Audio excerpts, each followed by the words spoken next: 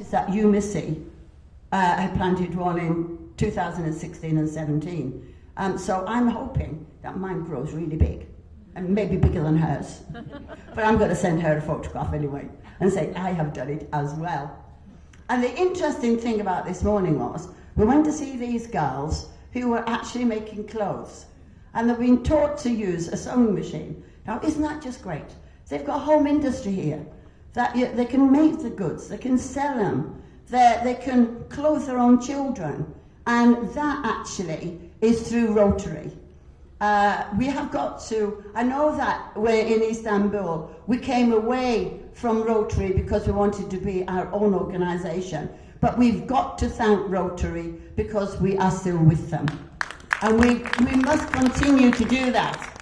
We must continue to do that because we would not be where we are today but for our Rotarian husbands. And also, it was with a Rotary Club in Italy, which is really interesting, that is funding this particular project. And this morning, we went to see an organisation that I had never heard of, and it's about the healthcare of children who actually do not have longevity because of a blood disorder that they have. And that is incredibly sad. I just think, but they're helping in this foundation, and they are saving lives. They're extending the lives of these children. But obviously, in time, there's no betterness for them. Thank you. They're little, but do not go beyond being 25. And I was really, really interested to see it. And it's the Sundas Foundation and Islamabad. Now, it's funded not by the government, which I thought was really quite surprising. I thought the government would be putting money in, but this morning your district chairman gave me some money to hand over to the gentleman, delightful man, who actually is a volunteer. And he's looking after this particular unit. And they've got a lovely lab, we saw the lab, and they cleanse the blood and they give it back to the children.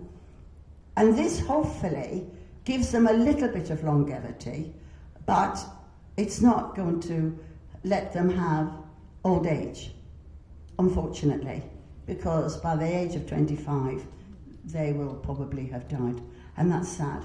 But I would like to think Inner Wheel here would look to this foundation and maybe just help that little bit more. Because if they're getting no help from the government, then it comes under one of my other initiatives, which is Wellness Brightens Lives. And if some way that we can brighten the lives of these children and give them a happy life, at the moment they don't know that they're going to die because they're too young.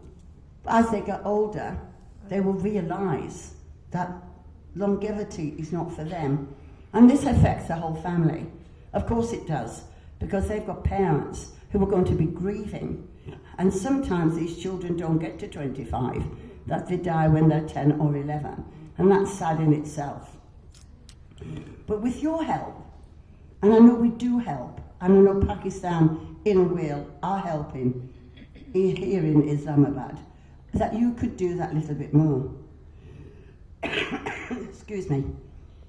Yesterday, I visited an orphanage of 92 children.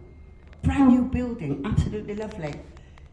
So some of the children were 3 years old,